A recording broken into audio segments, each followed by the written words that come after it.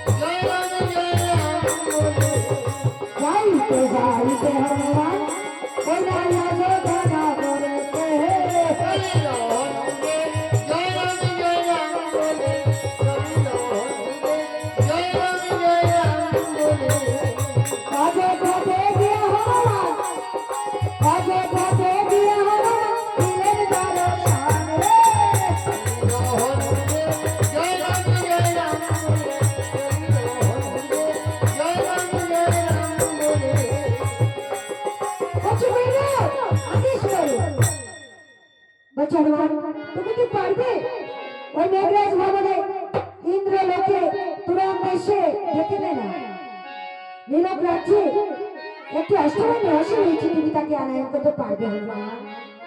বলছে আপনার বদনে রমের মস্তকে থাকলে অবশ্যই সম্ভব। আমি 40 মন হনুমান, আপনি আদেশ করুন প্রভু। বলছি বেশ হনুমান, তুমি তাহলে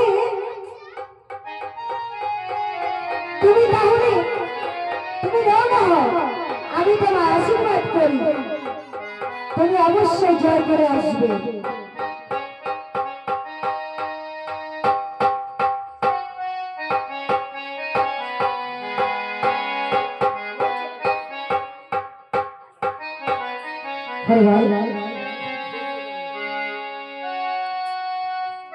তখন কি বলে লম্ফ ঝম্প দিয়ে 40 মন হনুমান, আরে এক লক্ষ দিয়া হনুমান, এক লক্ষ দিয়া হনুমান আকাশেতে যায় রে।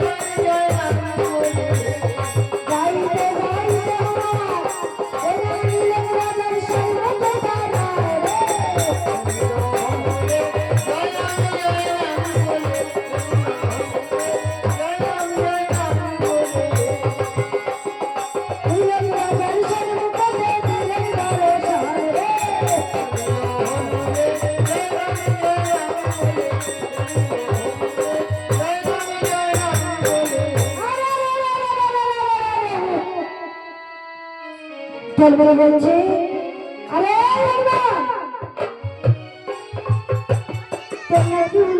হনুমানের মধ্যে দেখা যাচ্ছে তো। বলছে হ্যাঁ আমি হনুমান, কোথা থেকে এসেছি, দূর হয়ে যা, তোর গায়ে কি গন্ধ, কি বিচ্ছিরি দেখতে তোকে, আমার রাজা পাবে। বলছে সরে যা, আমি নীরব রাজার কাছে যাবো, তার ছেড়ে দে, আর না হলে আমার একটা মূর্তির ঘাট তোর 14 গোষ্ঠীর ষষ্ঠী পুজো হয়ে যাবে। দূর হয়ে যা, আমি রাজার কাছে যাব।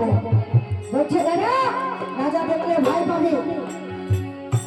হেনকালে হট্টগোল দেখে রাজা এসে বলছে, আরে ধরো ভালু, চেঁচামেচি করছিস কেন? হনুমান, হনুমান তুমি কখন এসেছো? হনুমান, শোনো হনুমান, দেশ তোমার কেমন আছে